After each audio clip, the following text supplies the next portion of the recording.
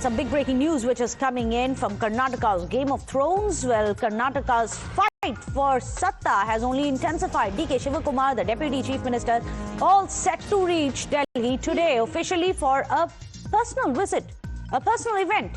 But the big question looms, will DKS meet the Congress High Command as tensions continue to simmer within the state unit? Well, that's the question.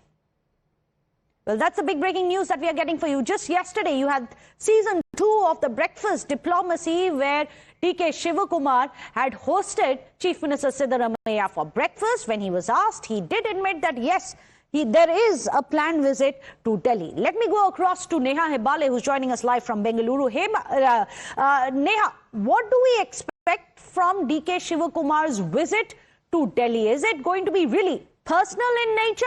Or do we expect politics and a power struggle to now shift from Bengaluru to Delhi?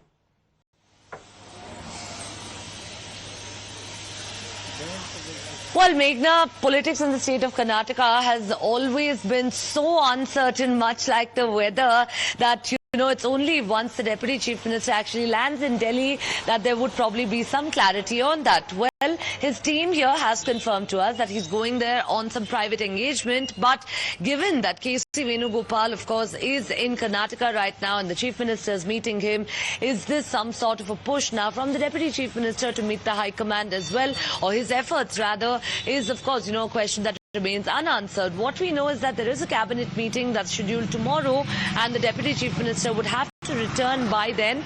But whether, of course, at all during this visit to Delhi he would meet the High Command or not remains to be seen. We've seen the kind of bonhomie that's coming from him and the Chief Minister just yesterday, and even at the breakfast meeting at the Chief Minister's residence. Statements that, of course, are now coming in from the Chief Minister.